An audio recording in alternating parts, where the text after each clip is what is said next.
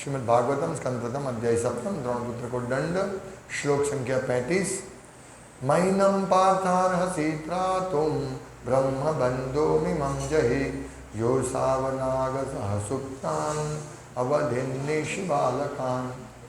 शब्दार्थ माँ एनम उसके प्रति कभी नहीं, पार्थ हे अर्जुन, अर्हसि तुम्हें चाहिए, त्रातुम मुक्त करना, ब्रह्म बंधुम ब्राह्मण के संबंधी को, इमं इस, जही मार डालो, यह जो, असौ उन, अनागसः दोष रहित, सुप्तान सोए हुए, अवधित हत्या की, निशी रात्रि में, बालकान बालकों की। अनुवाद। भगवान श्री कृष्ण ने कहा, हे अर्जुन, इस ब्रह्म बंधु को छोड़कर तुम दया मत दिखलाओ, क्योंकि इसने सोते हुए निर्दोष बालकों का वध किया है। तात्पर्य, ब्रह्म बंधु शब्द महत्वपूर्ण है। जो व्यक्ति ब्राह्मण कुल में जन्म लेता है किंतु ब्राह्मण कहलाने की योग्यता नहीं रखता, उसे ब्रह्म बंधु कहकर संबोधित किया जाता है। न कि ब्राह्मण उच्च न्यायालय के न्यायाधीश का पुत्र स्वतः ही न्यायाधीश नहीं हो जाता, लेकिन न्यायाधीश के पुत्र को न्यायाधीश का रिश्तेदार कहने में कोई हर्ज नहीं है। अतः जिस प्रकार कोई जन्म के द्वारा ही न्यायालय का न्यायाधीश नहीं बन जाता, उसी प्रकार कोई जन्म के आधार पर ही ब्राह्मण नहीं होता, अपितु उसे ब्राह्मण की आवश्यक योग्यताएं प्राप्त करनी होती है। जिस प्रकार न्यायाधीश का पद उसके योग्य व्यक्ति के लिए होता है, उसी प्रकार से ब्राह्मण का पद भी योग्यता से ही प्राप्त होता है। शास्त्रों का आदेश है कि यदि ब्राह्मण से इतर कुल में भी उत्पन्न हुए पुरुष में ब्राह्मण के सद्गुण रहते हैं तो उसे ब्राह्मण के रूप में स्वीकार करना होता है। इसी प्रकार यदि ब्राह्मण कुल में उत्पन्न व्यक्ति ब्राह्मण के गुणों से रहित होता है तो उसे अब्राह्मण, या ठीक से कहना चाहो तो ब्रह्म बंधु कहना चाहिए, ब्राह्मण बंधु कहना चाहिए। समस्त वेदों के परम प्रमाण भगवान श्री कृष्ण ने ये अंतर स्वयं बताए हैं और इसका कारण अगले श्लोक में बताने वाले हैं। भगवान श्री कृष्ण ने कहा, हे अर्जुन, इस ब्रह्म बंधु को छोड़कर तुम दया मत दिखलाओ, क्योंकि इसने सोते हुए निर्दोष बालकों का वध किया है। तो यहाँ भगवान स्वयं इस अश्वत्थामा के पुत्र, अश्वत्थामा को यानी द्रोणपुत्र, जो कि ब्राह्मण थे, लेकिन यहाँ भगवान स्वयं कहते हैं कि ब्रह्म बंधु इमम, यही जही, इसको मार दो, ये ब्रह्म बंधु है। भगवान यहाँ कंफर्म करते कि ब्राह्मण कुल में जो जन्म लिया है जिसने, लेकिन अगर उसकी योग्यता ब्राह्मण जैसी नहीं है तो उसके ब्रह्म बंधु कह सकते हैं। और बहुत सुंदर उदाहरण श्रील प्रभुपाद यहाँ दे रहे हैं कि जिस प्रकार कोई न्यायाधीश होता है, वो न्यायाधीश न्याय देता है, लेकिन उसका पुत्र अगर उसमें न्यायाधीश का गुण नहीं है, यानी वो उसका योग्यता नहीं है न्यायाधीश की, तो उसको न्यायाधीश नहीं बोल सकते। वो उसका न्यायाधीश का पुत्र बोल सकते हैं या उसका संबंधी बोल सकते हैं। तो समझा रहे प्रभुपाद कि जिस प्रकार ब्राह्मण बंधु होते हैं, अरे ब्राह्मण कुल में जन्म किसी ने लिया है लेकिन उसकी ब्राह्मण की योग्यता नहीं है, तो उसको ब्रह्म बंधु यानी ब्राह्मण का संबंधी बोला जाता है, ब्राह्मण का मित्र बोला जाता है, उसको ब्राह्मण नहीं बोला जाता है। भगवान स्वयं कन्फर्म करते हैं, श्रील प्रभुपाद कहते हैं। तो यहाँ महत्वपूर्ण क्या है? गुण महत्वपूर्ण है कभी कभी। लेकिन अभी वर्णाश्रम, अभी जो हमारी पूरी वर्णाश्रम सिस्टम है वो जन्म के आधार पर निश्चित हो रही है कि कोई शूद्र कुल में जन्म लिया है किसी का तो वो शूद्र है, और ब्राह्मण कुल में जन्म लिया वो ब्राह्मण है। ये बिल्कुल गलत धारणा है वर्णाश्रम की, इसीलिए इसकी लोग निंदा करते हैं। अभी सुनने में आता है कि कोई शूद्र कुल में जन्म लिया, नीच मतलब नीच कुल में जन्म लिया है, बस उसको ये अधिकार नहीं है, वो अधिकार नहीं है, इस प्रकार से बोलते हैं। और उसको वो कुछ कोई क्रिया करते हैं, कोई काम करते हैं तो उसको मारा जाता है, ऐसा कुछ है। ये बहुत गलत है। यहाँ स्पष्ट कहा गया है कि गुण होने चाहिए। प्रभुपाद कहते हैं कि अगर कोई व्यक्ति शूद्र कुल में जन्म लिया है किसी ने, लेकिन उसके गुण ब्राह्मण जैसे है तो उसको ब्राह्मण समझना चाहिए। और अगर कोई ब्राह्मण कुल में जन्म लिया और उसका ब्राह्मण के गुण नहीं है तो उसको ब्राह्मण नहीं समझना चाहिए। ये स्पष्ट है। हम आज इस्कॉन में देखते हैं कि उसको कुल पूछा नहीं जाता है, तुम कहाँ क्या करते थे पहले, तुम्हारा कौन सा कुल है, तुम कौन ब्राह्मण ज्ञाति के हो या शूद्र ज्ञाति हो, वैश्य क्षत्रिय, कुछ नहीं पूछा जाता है। किबा विप्र किबा न्यासी शूद्र केने नहीं, जय कृष्ण तत्ववेत्ता सी गुरु भाई। चैतन्य महाप्रभु कहते हैं कि वास्तविक ब्राह्मण या गुरु वैष्णव कौन है? विष्णु जानाति इति वैष्णव, यानी विष्णु को जानते हैं, कृष्ण को जानते हैं, वही विष्णु है, वही वैष्णव है। तो वैष्णव कोई पदवी नहीं है। प्रभुपाद बहुत बार बताते हैं कि जैसे वृंदावन गोस्वामी, कोई गोस्वामी के कुल में जन्म लिया तो वो गोस्वामी नहीं बन जाता है, उसका योग्यता होनी चाहिए। अगर उसमें गोस्वामी यानी इंद्रियों पे कंट्रोल नहीं है जिसका व्यक्ति का, वो गोस्वामी के कुल में जन्म लिया फिर भी वो गोस्वामी नहीं कहा जाता है।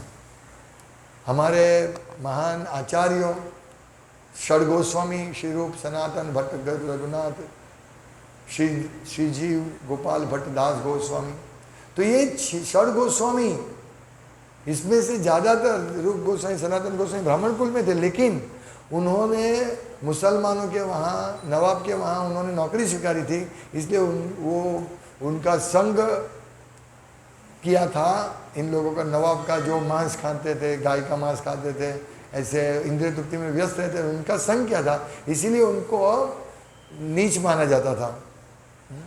लेकिन क्योंकि उनमें भगवान की भक्ति के गुण थे, भगवान को मतलब वैष्णव के सब गुण थे, इसीलिए आज वो गोस्वामी बन गए। चाहे उनका निम्न माना जाता था, लेकिन गोस्वामी बन गए। हरिदास ठाकुर नामाचार्य बन गए। वो हरिदास ठाकुर मुसलमान कुल में जन्म लिया था, लेकिन वो सतत भगवान का नाम लेते थे, उनको पूरा भगवान पे पूरा विश्वास था। जब उनको 22 बाजार में मारा गया, सैनिकों ने बहुत मारा उनको, फिर भी वो नाम बोलना बंद नहीं किया उन्होंने। ये है वैष्णव के गुण, वो कभी भी भगवान को छोड़ते नहीं हैं। तो इसी प्रकार अगर किसी में ब्राह्मण की योग्यता है तो ही उसको वो ब्राह्मण का पुत्र हो, और ब्राह्मण का योग्यता हो तो ही उसको ब्राह्मण कहा जाता है। बहुत स्पष्ट है, हमें बहुत स्पष्ट समझना चाहिए। तो एक पॉइंट जो है कि यहाँ अश्वत्थामा को ब्रह्म बंधु कहा है, मतलब भगवान ने कहा कि ये ब्राह्मण नहीं है, ब्रह्म बंधु है। और आगे समझाएंगे नेक्स्ट श्लोक में भगवान क्यों ये ब्रह्म बंधु है।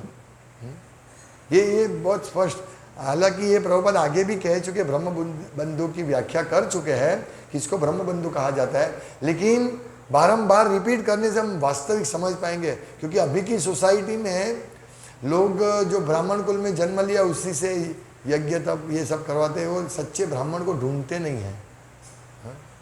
वो ब्राह्मण को कहीं पे जॉब करता है, शाम को दोपहर को पार्ट टाइम, और फिर सुबह वो विधि करता है। तो ऐसे ब्राह्मण नहीं चाहिए हमको। ब्रह्म जानाति थी ब्राह्मण, जो ब्रह्म को जानता है। यजन याजन पठन पाठन दान प्रतिग्रह, ब्राह्मण की ये 6 क्रिया होती है। यजन याजन, वो यज्ञ करते हैं, मतलब ये विधि सब करवाते हैं, यजन याजन, और दूसरे से करवाते हैं। पठन पाठन, वो एक्सपर्ट होते हैं शास्त्र पढ़ने में, और दूसरे को पढ़वाते हैं, पठन पाठन। और दान प्रतिग्रह, मतलब अपने लिए वो पठन करते हैं और दूसरे के लिए पाठन करते हैं, दूसरे के वहाँ भी उनको समझाते, उपदेश देते, और दान देते हैं और दान लेते हैं। ये 6 कर्तव्य है ब्राह्मण के। ये सब करते हैं ब्राह्मण। अभी ब्राह्मण लोग दान आता है तो दान लेके अपनी इंद्रिय तृप्ति करते हैं, तो ये ब्राह्मण नहीं है। वो सिर्फ इंद्रिय तृप्ति के लिए कार्य करते हैं, वो ब्राह्मण नहीं, वो ब्राह्मण बंधु है, क्योंकि उसका ब्राह्मण कुल में जन्म हुआ है, उसको योग्यता हो सकती है, योग्यता मिलने का अवसर है। लेकिन अगर वो ब्राह्मण का योग्यता नहीं है तो वो ब्रह्म बंधु ही है। और दूसरा पॉइंट यहाँ है, भगवान कहते हैं उसको, अर्जुन को स्पष्ट रूप से कि हे अर्जुन, इस ब्रह्म बंधु को तुम छोड़कर दया मत दिखलाओ, क्योंकि इसने सोते हुए बालकों का वध किया है। कितना घृणास्पद कार्य करते हैं। आज देखिए, कोई ब्राह्मण कुल में जन्म लिया है और नाम का ही गोस्वामी उसको पदवी दिया जाता है या जो भी है, तो लेकिन उसको मालूम ही नहीं भगवान कौन है। वो सब देव देवता को भगवान मानता है, परम ब्रह्म कौन है वो मालूम नहीं है उनको। ब्रह्म क्या है, आत्मा क्या है, वो उसको मालूम होना चाहिए। तो हालांकि देवताओं की अगर वो उपासना करते वो ठीक है, लोगों को वेदों के हिसाब से यज्ञ करवाना, ये उपासना करवानी उसका कर्तव्य है ब्राह्मण का, तो वो करवा सकते हैं। इसीलिए वो आत्मा को समझते हैं। ब्रह्म जानाती थी ब्राह्मण, तो आत्मा को समझते हैं और शरीर और आत्मा का भेद समझते हैं, वो ब्राह्मण है। लेकिन वैष्णव उसके ऊपर है, वो परम ब्रह्म कौन है वो जानते हैं। तो परम ब्रह्म जानते हैं, इसीलिए वैष्णव ब्राह्मण होते हैं। तो हमें ये समझना है। और भगवान ने स्वयं ये कहा है, कोई किसी व्यक्ति ने ऐसा नहीं कहा है कि भाई ब्राह्मण कुल में जन्म लिया है तो ब्राह्मण है, या ब्राह्मण की योग्यता क्या होती है, ये स्वयं भगवान कंफर्म कर रहे। इधर भगवान स्वयं कहते हैं, ब्रह्म बद्धुम इमम जय, मारो उसको, मार दो। उसने सोते हुए 5 बालकों का वध किया है। इसने सोते हुए निर्दोष बालकों का वध किया है। ऐसे बालक निर्दोष ही रहते हैं शुरुआत में। छोटे से बालक 5 साल की उम्र तक के निर्दोष माना जाता है, क्योंकि अभी उनका जो चेतना है वो पूर्ण विकसित नहीं हुई है, इसीलिए वो पाप कर्म नहीं करते। और जो भी छोटा बालक जो भी कार्य करते हैं, वो अपने माँ बाप को बहुत देखना पड़ता है उसको, क्योंकि उसका अपराध उनको भी लग सकता है। तो ये जो छोटा बालक जो वो तो निर्दोषी होते हैं। हालांकि उनके पूर्वजन्मों के पाप कर्मों के हिसाब से है, उनको शरीर मिलता है, और फिर बड़ा हो के वो पाप कर्म या पुण्य कर्म के हिसाब से और पाप पुण्य कर्म करते हुए एक अलग बात है। लेकिन बालक निर्दोष माने जाते हैं, निर्दोष, उसमें दोष नहीं है। इसीलिए जब 4 कुमार, बालक जैसे 4 कुमार जब वैकुंठ में गए तो उनको जब रोका, तो प्रभुपाद कहते हैं कि बालक जो होते हैं वो कहीं पे भी जा सकते हैं, उनको ऐसे कोई रोक टोक नहीं होती है। तो ऐसे बालक को मार देना कितना घृणास्पद है। हम अगर इसका चिंतन करें, हम सोचें इसके बारे में कि भाई कोई 5 बालक को मार दिया किसी ने, तो कितना भयंकर कृत्य है। और प्रभुपाद कहते हैं कि अरे भगवान इसका समर्थन दे रहे हैं कि ये ब्रह्म बंधु क्यों है और इसका वध क्यों करना चाहिए। इसका कारण अभी अगले श्लोक में बताएंगे। तो हमें ये सब समझना है। हाँ, ऐसे ही अभी कहीं ऐसे ही हम लोगों को ये नहीं कर देना है, हमें से पूरा समझना है कि ब्रह्म बंधु क्या है और किस प्रकार का हमें कार्य नहीं करना चाहिए। ये सबसे तो शिक्षा मिलती है ना। जैसे कल हमने देखा अक्रोध, क्रोध नहीं करना चाहिए, क्रोध करना चाहिए भगवान की सेवा में, लेकिन अक्रोध, हमें अक्रोध रहना है, हमारा में अक्रोध का गुण होना चाहिए। अगर हमारा क्रोध गुण है तो इस प्रकार हम भगवान कृष्ण की शिक्षा के पात्र बन जाएंगे। अगर हम क्रोध करेंगे बिना काम के, तो प्रकृति के 3 गुणों के मतलब 3 गुणों में सबसे निम्न गुण है तमोगुण, उससे हम ग्रस्त हो जाएंगे। और तमोगुण से एक बार ग्रस्त हो जाएंगे तो ये महाभक्षी है, महाशन, महाअशन, महाअशन, ये महाभक्षी है, हमको क्रोध पूरा जला के खा जाएगा। क्रोध से भस्मीभूत लोग होते हैं तो कैसा होता है। महाक्रोधी, दुर्वासा मुनि महाक्रोधी बोले जाते हैं। तो उनको छोटे से कारण से वो गुस्से हो जाते हैं। इसीलिए जब दुर्योधन ने देखा दुर्वासा आए हैं उनके शिविर में, तो उन्होंने बोला कि जाओ आप पांडवों के शिविर में जाओ। और वो टाइम भी ऐसा दिया कि पांडव सब लोग प्रसाद लेके फ्री हो जाते हैं, फिर उनका जो अक्षय पात्र है तो उसमें कुछ रहता नहीं है। इसीलिए दुर्योधन को ये दुर्वासा गुस्सा हो जाए, इसीलिए उनके वहाँ भेजा और उनका सर्वनाश हो जाए। तो लेकिन भगवान कृष्ण ने वहाँ भी उनका रक्षण किया। भगवान सब जगह भक्तों का रक्षण करते हैं, लेकिन अभक्तों को भगवान यहाँ क्या क्या क्या कहा, मार दो इसको। इससे बहुत सारी शिक्षा भगवान अर्जुन को आदे बोलते हैं कि मारो अर्जुन, इसको मारना चाहिए, इसका वध करने के योग्य है। हाँ, अभी आगे हम प्रभुपद बताएंगे कि भगवान परीक्षा ले रहे अर्जुन की भी, कि अर्जुन भी धर्म के मार्ग पे चलता है कि नहीं। तो हमारी भी परीक्षा होती है। कभी कभी हमारे ऐसा डिसीजन लेना पड़ता है, ये करे वो करे, ये प्रभु जी ने ऐसा किया, वो प्रभु जी ने ऐसा किया, अभी किसका पक्ष ले, क्या बात करे, क्या डिसीजन ले, हमारी भी कसौटी होती है। अगर हमने तमोगुण में आके गुस्से में आके ये तुमने गलती किया है, ये तुमने गलती किया है, फिनिश, ये हमारी परीक्षा होती है ना। कभी कभी एक सेवा होती है वो भी इम्पोर्टेंट है, दूसरी सेवा होती है वो भी इम्पोर्टेंट होती है, तो हमें प्रेशर दिया जाता है तुम ये दोनों सेवा करो, तो उस समय हम गुस्सा जाता है, ये हमको मैं एक सेवा कर रहा हूँ, देख नहीं रहा, दूसरा सेवा दे दिया मैं, नहीं, ये हमारा अक्रोध इसी टाइम, ये भगवान की कसौटी है कि हम ये दोनों से हमें किस प्रकार से व्यवहार करते हैं। हाँ? ये तो मैं एक साधारण उदाहरण दे रहा हूँ ऐसे।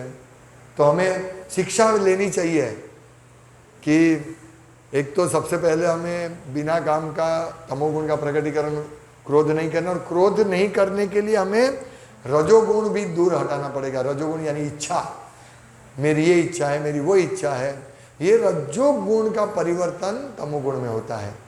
क्रोध, कामेश क्रोधेश, तो हमें ये समझना है, नहीं तो क्रोध का परिणाम हम देखते हैं कितना भयंकर परिणाम है।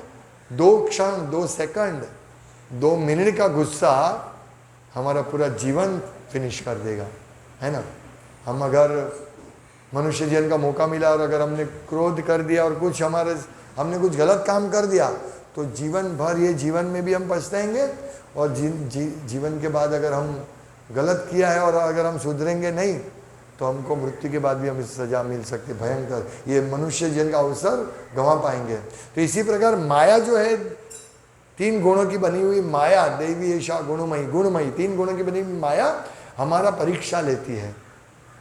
ये माया हमको पेपर दिया परीक्षा, वो भगवान के इच्छा से परीक्षा लेती है, तो माया परीक्षा लेती है और हमारा तमोगुण खड़ा कर देगी बीच में। कभी भी हमारा रजोगुण, पहले तो माया बोलेगी खूब एंजॉय करो जीवन को, फिर तमोगुण से हमको हमारा परीक्षा लेकर हम देखेंगे कि ये भाई अक्रोध हुआ है कि नहीं, इसमें क्रोध कम हुआ है कि नहीं। इस प्रकार हमारा परीक्षा होती है और हमें इस परीक्षा में उत्तीर्ण होना है, पास होना है, यही हमारा ये है। तो हम सब जगह भगवान परीक्षा लेते हैं माया के द्वारा। हम खुद हमारी परीक्षा ले सकते हैं कि भाई मैं इतने सालों से भक्ति कर रहा हूँ, तो मेरा जो क्रोध पे है उसके ऊपर काबू आ रहा है कि नहीं, मेरा क्रोध कम हुआ है कि नहीं, ये भी हमें परीक्षा लेनी है। मेरा इंद्रिय तृप्ति की रजोगुण, मेरा इंद्रिय तृप्ति की इच्छा कम हुई है कि नहीं, तमोगुण, मेरा क्रोध करने की वृत्ति कम हुई है कि नहीं, ये हम खुद भी परीक्षा ले सकते हैं। अगर हम जैसे इंटरनल एग्जाम्स होती है, एक एग्जाम्पल फाइनल एग्जाम होती है, वो माया की एग्जाम, माया हमारी फाइनल एग्जाम लेगी, लेकिन हमें तैयारी करनी है वो एग्जाम की। ये हमारी इंटरनल एग्जाम हम खुद तपास करें कि भाई हमारा काम, क्रोध, लोभ, मोह, मद, मत्सर्य कम हुआ है कि नहीं, हमारा भय कम हुआ है कि नहीं। भय भी हमारे हृदय के एक दोष है, हमको भय रहता है, मेरा क्या होगा, मेरा क्या होगा। क्यों भय रहता है? कृष्ण का, हम सोचते हैं कृष्ण के अलावा कुछ है, हमको कृष्ण का दर्शन नहीं होता, इसलिए हम सोचते हैं ओ मेरा भाई। जब हम सोचेंगे सब जगह कृष्ण है, कृष्ण को छोड़कर कुछ है ही नहीं, तब हमारा भय निर्मूल होगा। तो ये सब जो हमारी परीक्षा, हमारी इंटरनल एग्जाम हमको देनी है, उसमें हम पास होंगे, कितने पॉइंट से पास होते वो देखे जाएगा, और फिर हमको माया फाइनल एग्जाम देगी। और वो एग्जाम क्या है, हमको इस प्रकार अचानक ऐसा, हमको हमारी स्थिति ऐसी ला देगी माया कि हमको इंद्रिय तृप्ति का पूरा भरपूर मौका मिले, उस समय हम इंद्रिय तृप्ति करते हैं कि नहीं वो देखना है। हमें क्रोध करने का उचित कारण होने के बावजूद भी हम क्रोध करते हैं या नहीं करते। लेकिन ये क्रोध जब भक्त करते हैं, कोई भक्त का निंदा होती है तब क्रोध करते हैं, अलग बात आती है। गुरु जब क्रोध करते हैं अपने शिष्यों के लिए तो एक अलग बात होती है। ये क्रोध को तमोगुण का प्रकटीकरण नहीं समझना चाहिए, ये भी एक महत्वपूर्ण बात है। तो हमें इस प्रकार हमारी एग्ज़ाम लेनी है और ये पूरी एग्ज़ाम माया के एग्ज़ाम में हमें पास होना चाहिए। फिर हमको मालूम पड़ेगा ओ मुझे गुस्सा नहीं आया। तो जनरली लोगों को गुस्सा आता है, गाली बोलते हैं, तो हमें ये चेक करना है कि हमको गुस्सा आता है तो हम कृष्ण बोलते हैं कि नहीं, कृष्ण का स्मरण करते हैं कि नहीं। नहीं तो हम गुस्सा करके इतना हमारा, कल हमने देखा कि प्रभुपद कहते इसमें महाशनो महापापम वैरिणम यह सिद्धिनम, मतलब ये वैरी है हमारा और हमारा पूरा शरीर को जला देता है, पूरा शरीर को दूषित कर देता है। और दूषित होगा शरीर, हमारी बुद्धि नाश होगी, हमारी स्मृति नाश होगी, सब नाश हो, कृष्ण का स्मरण नहीं होगा, फिर हमारा पतन हो सकता है। हरे कृष्णा। श्रीमद् भागवतम की जय, श्रील प्रभुपाद की जय। गौर प्रेमानंद।